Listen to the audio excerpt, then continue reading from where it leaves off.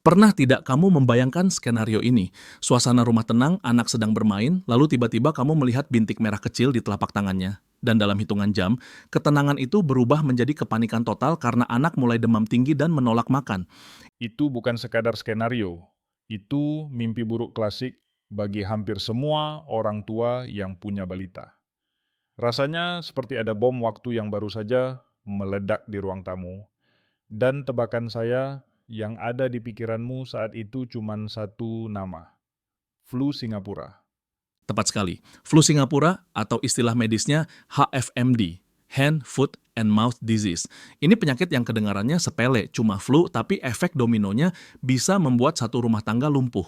Yang menarik, kenapa penyakit ini seolah menjadi momok musiman yang tidak pernah benar-benar pergi? Apakah ini hanya fase tumbuh kembang biasa, atau ada sesuatu yang lebih serius yang sering kita lewatkan? Nah, disinilah letak jebakannya. Kita sering menganggapnya sebagai penyakit ritual anak-anak, sama seperti cacar air. Tapi kalau kita bedah lebih dalam, HFMD ini sebenarnya adalah cerminan dari bagaimana kita berinteraksi dalam komunitas modern. Virus ini, biasanya Coxsackie virus atau enterovirus, adalah oportunis sejati.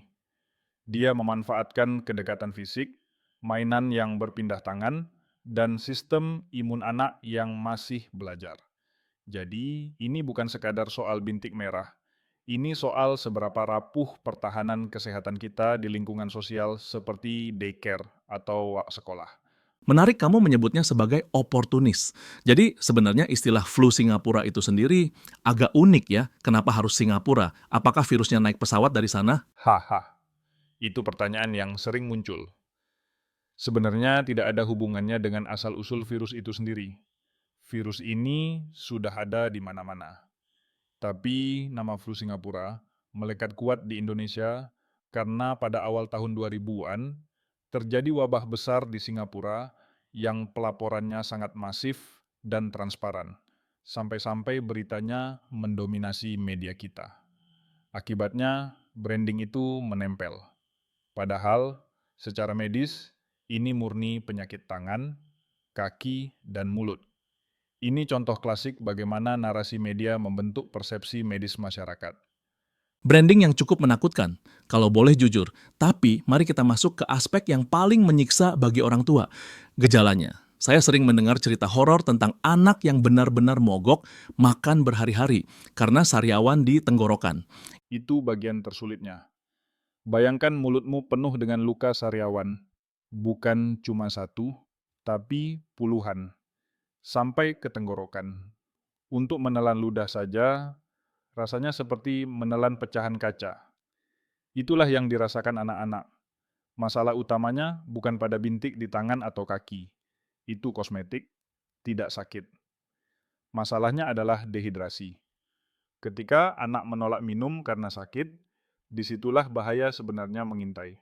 Orang tua sering fokus pada kapan bintiknya hilang, padahal seharusnya fokusnya adalah bagaimana caranya cairan tetap masuk.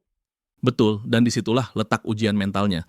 Melihat anak lemas tapi menolak minum itu bisa bikin orang tua frustrasi setengah mati. Tapi ada satu hal yang membuat saya penasaran. Kenapa penyebarannya begitu cepat? Rasanya kalau ada satu anak di sekolah kena, besoknya separuh kelas bisa tumbang. Itu karena virus ini sangat lengket dan tangguh. Dia bisa hidup di permukaan benda, gagang pintu, mainan, meja, cukup lama. Dan yang lebih parah, anak-anak adalah vektor penyebar yang sangat efisien. Mereka belum paham konsep higienitas. Mereka batuk sembarangan, mengelap ingus dengan tangan, lalu memegang teman sebelahnya. Sekolah atau daycare itu ibarat cawan petri raksasa bagi virus ini. Ditambah lagi masa inkubasinya. Anak bisa saja sudah menularkan virus sebelum gejala bintik merah itu muncul. Jadi, ketika kamu melihat bintik itu, kemungkinan besar virusnya sudah berpesta pora di lingkungan sekitarnya. Itu poin yang mengerikan sekaligus penting. Sudah menular sebelum gejala muncul. Ini membawa kita ke dilema sosial yang sering terjadi. Banyak orang tua yang mungkin karena tuntutan pekerjaan terpaksa tetap mengirim anak yang agak hangat ke sekolah, berharap itu cuma demam biasa. Ah, ini dia. Kita masuk ke ranah etika sosial dan tekanan ekonomi. Ini bukan sekadar masalah kesehatan, tapi masalah struktur masyarakat kita. Orang tua bekerja, jatah cuti terbatas, tidak ada pengasuh di rumah. Ketika anak demam sedikit, ada perjudian yang dilakukan. Semoga bukan flu Singapura. Tapi ketika ternyata itu HFMD, dampaknya ke komunitas sangat besar. Ini mengajarkan kita bahwa kesehatan satu anak adalah tanggung jawab kolektif. Satu keputusan egois atau keputusan terpaksa karena keadaan bisa meruntuhkan kesehatan satu kelas. Sangat filosofis tapi sangat nyata. Jadi sebenarnya HFMD ini mengajarkan kita tentang empati dan tanggung jawab komunitas ya. Tapi mari bicara soal risiko jangka panjang. Apakah ada varian dari virus ini yang harus benar-benar kita waspadai? Atau pada akhirnya semua akan sembuh sendiri? Mayoritas, dan saya tekankan mayoritas, akan sembuh sendiri dalam 7-10 hari. Ini adalah self-limiting disease. Tubuh anak akan melawannya. Tapi kita tidak boleh lengah. Ada strain tertentu seperti enterovirus 71 yang bisa menyebabkan komplikasi serius seperti meningitis atau ensefalitis, radang otak. Ini jarang, sangat jarang, tapi ada. Tanda bahayanya bukan pada bindiknya, tapi pada perilaku anak. Kalau anak mulai kejang, kesadarannya menurun, atau lehernya kaku, itu lampu merah. Segera ke rumah sakit. Jangan menunggu bintiknya hilang. Itu peringatan yang sangat krusial. Jadi jangan terpaku pada kulit, tapi perhatikan kesadaran dan perilaku anak. Lalu bagaimana dengan orang dewasa? Apakah kita kebal? Karena rasanya tidak adil kalau kita yang merawat mereka, tapi kita juga berisiko tumbang. Oh, jangan salah. Orang dewasa tidak kebal. Kita mungkin punya antibodi yang lebih kuat karena sudah sering terpapar berbagai virus. Tapi kalau kondisi fisik kita sedang drop, kurang tidur karena menjaga anak sakit, stres, kita bisa tertular. Dan percayalah, HFMD pada orang dewasa seringkali terasa lebih menyakitkan daripada pada anak-anak. Jadi, masker dan cuci tangan itu bukan cuma slogan. Itu perisai wajib saat merawat anak dengan HFMD. Menarik sekali. Jadi, perawatnya pun harus siap tempur. Bicara soal penyembuhan, banyak mitos yang beredar. Ada yang bilang harus mandi air rebusan daun tertentu, ada yang bilang tidak boleh mandi sama sekali. Bagaimana pandanganmu soal ini? Mitos-mitos itu muncul karena rasa tidak berdaya. Orang tua ingin melakukan sesuatu untuk menghilangkan penderitaan anak. Faktanya, mandi itu penting untuk menjaga kebersihan kulit agar tidak terjadi infeksi sekunder bakteri pada luka-lukanya.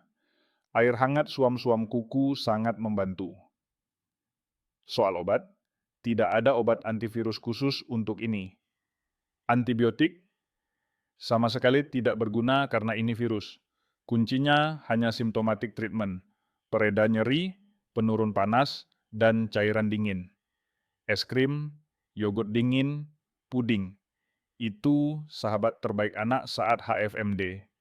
Dingin itu memati rasakan nyeri di tenggorokan. Es krim sebagai obat, saya rasa anak-anak tidak akan menolak resep itu. Tapi di balik semua kerepotan ini, apakah ada sisi positifnya? Maksud saya, apakah ini cara alam melatih sistem imun anak? Tentu saja, setiap kali anak sakit dan sembuh, sistem imunnya sedang naik level. Dia sedang memperbarui database pertahanannya. Ini adalah harga yang harus dibayar untuk pertumbuhan. Tubuh manusia itu anti-fragile. Dia menjadi lebih kuat setelah ditempa tekanan. Jadi, meskipun melihat anak sakit itu meremukan hati, ingatlah bahwa di dalam tubuh mungil itu sedang terjadi pelatihan militer besar-besaran yang akan membuat mereka lebih tangguh di masa depan. Perspektif yang menenangkan. Jadi, alih-alih panik, kita harus melihatnya sebagai proses pendewasaan biologis.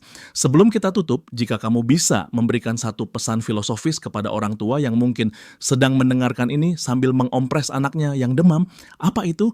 Pesan saya sederhana, terimalah ketidaksempurnaan kontrol kita. Sebagai orang tua, kita ingin melindungi anak dari segala rasa sakit, tapi HFMD mengingatkan kita bahwa kita tidak bisa mengendalikan segalanya. Yang bisa kita kendalikan adalah kehadiran kita. Duduklah di samping mereka, berikan rasa nyaman, dan percayalah pada kemampuan tubuh mereka untuk pulih. Badai bintik merah ini akan berlalu, Dan yang tersisa nanti adalah anak yang sistem imunnya lebih kuat dan orang tua yang mentalnya lebih teruji. Luar biasa. Sebuah pengingat bahwa di balik demam dan tangisan ada proses kehidupan yang sedang bekerja. HFMD mungkin tamu yang tidak diundang, tapi dia mengajarkan kita tentang kesabaran, kebersihan, dan kekuatan komunitas. Terima kasih atas wawasan yang sangat dalam ini. Sama-sama. Tetap sehat dan jangan lupa cuci tangan. Sampai jumpa di episode berikutnya, di mana kita akan terus menggali makna di balik fenomena sehari-hari. Selamat berjuang para orang tua hebat.